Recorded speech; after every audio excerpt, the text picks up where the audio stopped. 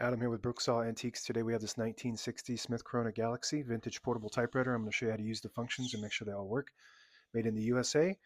And this is one of my favorite domestic typewriters. It's not meant to be a luxury machine. It's meant to be a reliable workhorse. And I would say this is probably the second best domestic machine behind the Silent Super. Although this one is in excellent condition. If you find one in such nice condition, this could beat some of those really nice machines. Up top is the adjustable paper guide. This helps you guide the page in straight. I'm going to line that up with the edge of the platen, which is the main roller that feeds the paper. And this is the left margin. I'm going to set that on 0 and the right one around 75. And this is the paper support arm that flips up from the back. This is the paper bail that sits on top. It's got a scale on it, holds the page down nice and tight. And this one actually has rollers on the inside here instead of the rollers on the outside.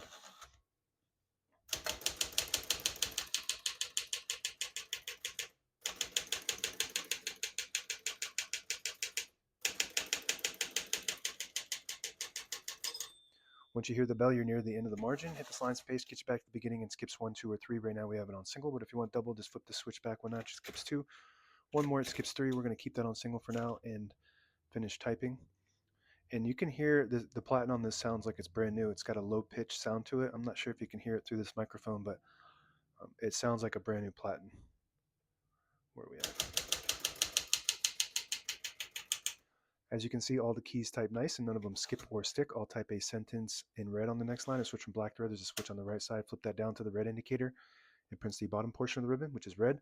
When you have it on the white indicator, it prints no ink at all. It just leaves a stencil for copying purposes. When you have it up top on the black indicator, it prints the top portion of the ribbon, which is black. We're going to move that down for red.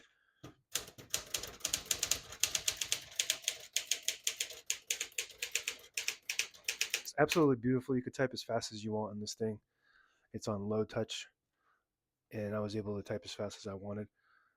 And the print looks beautiful. I don't think that this machine was ever really used that much, maybe never used. The print looks perfect. And like I said, the platen sounds brand new.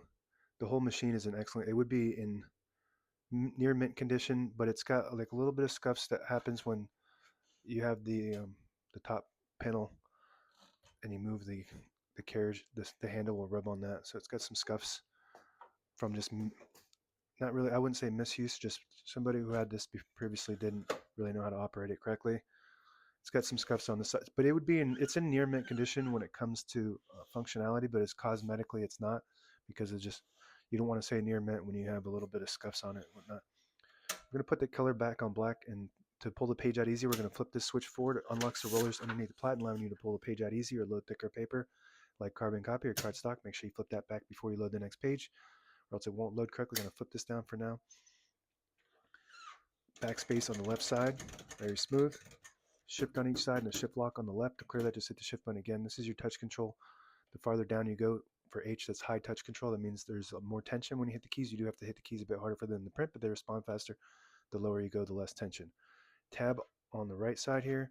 This has a keyboard tab set, which is during this era top of the line technology, because before that they had the manual tabs on the back. So this one has it right here, fast action on the keyboard. So we're just going to clear each one of those for now. So now we don't have any tabs set, and that bell is extremely loud. It sounds brand new, straight off the factory. So we're going to set one right there by hitting the set button right below the clear button. I always like to set one somewhere in the middle, so that way when you hit the tab button, it doesn't slam all the way to the end, causing wear and tear on your typewriter. So very easy and convenient tab system on this. When you get to the end of the margin, there's a mechanism that blocks you from printing. Hit that MR button that stands for margin release. That'll allow you to type past that margin block all the way to the end. And slide the hood forward. All the brand new ribbons loaded on this left side, so when you're typing, try not to hit the platen. It's too good without a piece of paper on there. It's pulling to the right clockwise. If you want to switch that direction, there's a little switch behind the left spool here. You just flip it back and it will pull to the left. Flip it up, it pulls to the right. It has an automatic reverse on either side. When it gets to the end, it'll pull on this with the eyelet, which is the little metal piece, and swap to the direction to the side that it needs to go to, and that happens automatically. You don't have to do that manually. Carriage release on both sides. This has the hard plastic carriage releases, which are starting to get old and break off, and they don't make them anymore. So I actually 3D print these. So if you need a replacement, check my shop. I make these in white and beige. Same with the right knob. I don't make the left knob yet, but it looks really close to the original. This is your carriage lock. You flip it up, it locks, it releases the carriage and locks it in the middle. So when you have it in a case, it doesn't bang around inside there, causing any kind of internal damage. Carriage release on. These are the original carriage release levers. Very smooth. Like I said, this is basically near mint, but I'm not going to label that as. And this panel needs to be tucked in. There we go. If you pull out the lever on the left knob, it disables the spacing so you can get to an exact spot on the page. You push it in, you get the clicks. Each one of those clicks is one space. Same concept with this lever on the inside here. You flip that down, it disables the spacing. You flip it up, you get the clicks. And it has the page gauge on the inside as well. That just warns you when you get to the close to the bottom of the end of the page, you want to load it right there below the 11. There's a little red dash on the inside. And as you're feeding it through, it'll start to warn you on the left end side that you're getting close to the end of the page. That's 2 inches remaining, 1.5, 1 inch. That's the end of the page. And that's it. Now available on eBay or Etsy. Search Brooksaw Antiques.